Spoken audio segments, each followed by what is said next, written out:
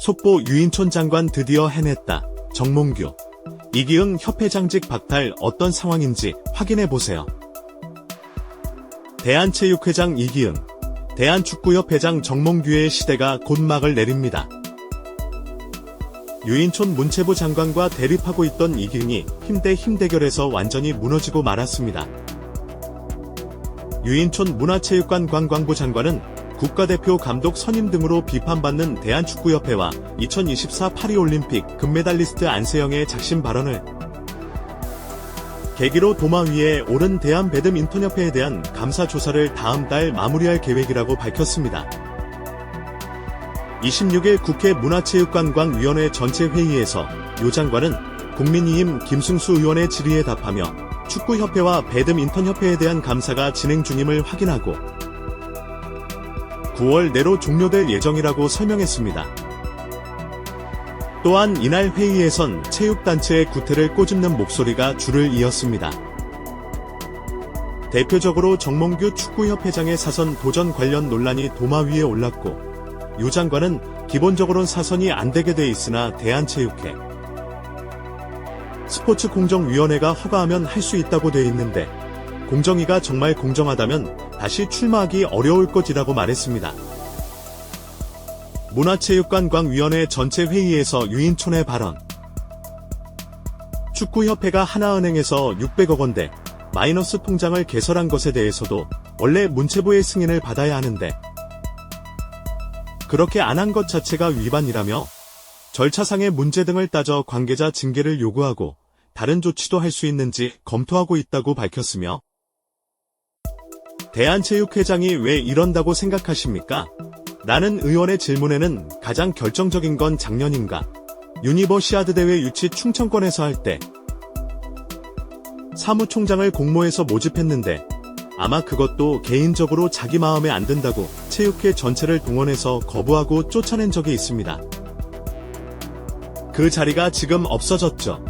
결국은 이런 일이 그동안에 계속 해왔기 때문에 아마 본인도 그냥 그런 것이 자연스럽게 그냥 되지 않았나 라며 답했고 한 국가의 축구 대표팀을 이끄는 감독 선임이라면 그 절차적으로 후보자 선정 서류 심사, 후보자 압축 프리젠테이션, 심층 면접 등의 검증 절차를 제대로 거쳐서 최종 후보를 선임해야 하지 않겠습니까? 그럼에도 불구하고 대한축구협회는 이 같은 정상적인 절차와 과정을 무시하고 대표팀 전력강화위원회 조직을 무력화시킨 채 정몽규 회장의 독단으로 클린스만 전 감독과 홍명보 감독을 선임한 것으로 보입니다. 이에 대한 장관님의 생각은 어떠십니까? 라는 질문에는 그런 규칙을 정해 놓은 것도 협회거든요. 그 과정을 다 이렇게 하겠다고. 근데 결국은 본인들 스스로가 그 과정을 안 지킨 거기 때문에요. 그거는 뭐 확실하게 지켜야 된다고 생각하고요.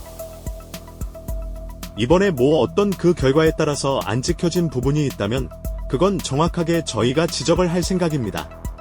라고 했으며 정몽규 축구협회 회장의 사퇴에 대해서 장관님의 생각은 어떻습니까?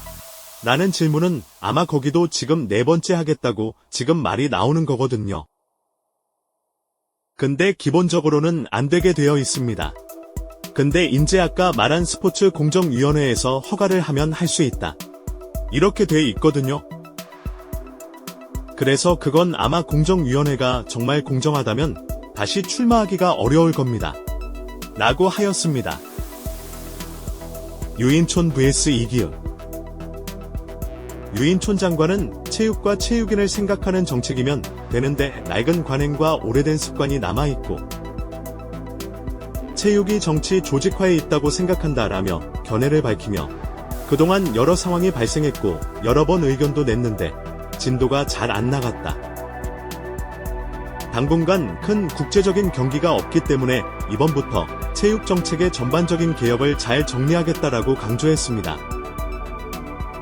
유인촌 장관은 이날 오전 회의에 참석했던 이기흥 회장이 일정상 자리를 비운 오후 질의에선 어떻게 해서 체육회가 이렇게 괴물이 됐는지 저는 잘 모르겠다라고 직격하기도 했습니다.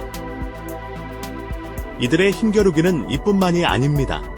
이기흥은 대한체육을 갉아먹는 악질 중의 악질입니다. 횡령부터 직권남용 등 수없는 범죄를 저지르고도 떳떳하게 자리를 지키고 있는데 2024년 5월 31일째 31차 이사회를 통해 임원의 연임 제한 폐지를 결의하면서 문제는 해당 규정이 만들어진 게 얼마 되지도 않은 데다 경기단체를 사유화할 수 있다는 이유로 인해 최대한 연임을 줄이겠다는 의도였는데 이를 없애자는 것은 다시금 경기단체, 특정 단체장의 사유화가 불가피한 상황이 되어버렸습니다. 대한체육회 사회는 지방체육회 및 지방종목단체 등 체육단체가 연임 제한 조항으로 인해 임원 구성이 현실적으로 녹록하지 않은 상황을 반영했다고 하지만 이러한 연임 제한 폐지는 이기흥 본인의 사면임을 위한 포석이라는 평가가 지배적입니다. 그 이유는 이기흥의 경우 2선까지 한 상황에서 3선을 해야 하는데 현재 가지고 있는 IOC 위원의 나이 제한인 70세가 바로 2025년인지라 현재 연임 제한 조항을 통해서는 차기 회장 출마가 불가능해지기 때문입니다.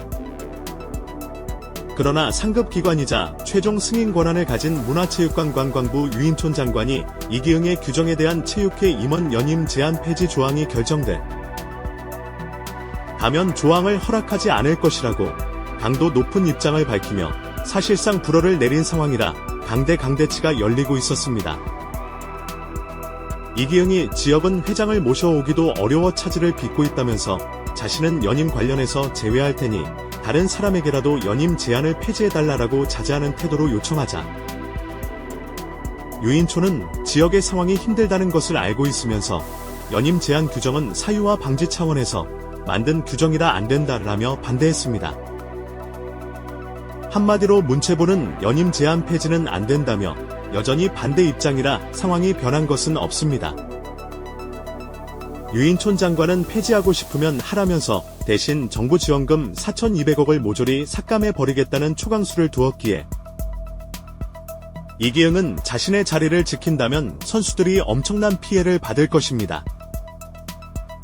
논란의 정몽규 축구협회장 역시나 논란의 축구협회장 정몽규 회장 보금자리인 축구협회도 분해됩니다. 지난 4월 올림픽 출전의 관문이었던 23세 이하 아시안컵 8강에서 대표팀은 피파 랭킹이 우리보다 100계단 이상 낮은 인도네시아에 패배했습니다.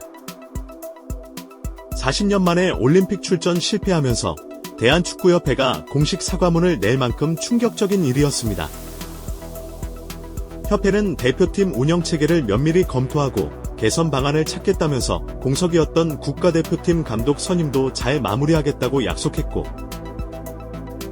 하지만 감독 선임 절차에서도 논란이 불거지며 대한축구협회 감사와 해체를 요구하는 국민동의 청원은 5만 명을 돌파했습니다. 협회장 신분으로 유일하게 대한축구협회 명예의 전당에 오르며 대한축구협회 역사상 최고의 회장으로 평가받는 사촌형 정몽준과 대한양궁협회를 성공적으로 운영 중인 오촌 조카 정희성과는 완전히 대척점에 서 있는 인물로 대한축구협회 역사상 최악의 회장을 넘어 아예 한국 스포츠계 역사상 최악의 회장까지 거론되는 인물입니다. 무능하고 아집이 많은 수뇌부는 정몽규 외에도 많지만 무능을 넘어 고의 태엽이 의심되는 일처리와 선수를 방패로 한 언론 플레이. 심지어 대회를 볼모로 협박까지 한 경우는 사실상 유일무이합니다. 결론적으로 정몽규의 사례는 단순히 무능한 스포츠 프런트 오피스를 넘어서 대한민국이 이미 선진국으로 진입한 지 오래이지만 여전히 지연주의, 혈연주의적이고 개도국적인 사회 구조의 병폐가 만연하다는 것을 제대로 보여주고 있으며 실제로 정몽규는 단순히 무능하고 철밥통처럼 자리에 앉아있는 것을 넘어서 그 자체로도 가문의 힘으로 권력을 잡았다는 점에서 대한민국의 개도국적인 사회상을 드러낸다는 호평을 받고 있습니다. 본인의 실패, 실수는 인정하지 않거나 외면하며 아랫사람들에게 책임을 전가하거나 상대방에게 소송으로 대응하는 반면 본인에 대해서는 자화자찬, 과대평가가 지나쳐 자기 객관화가 안 되는 사람이라는 비판을 받고 특히 자서전 축구의 시대가 발간된 후 제도권 언론에서도 이 같은 비판의 발언이 나오고 있습니다. 자신들의 이익을 위해 국민들의 감정을 쥐고 흔들고 선수들을 위협하는 협회장들의 시간이 얼마 남지 않았습니다.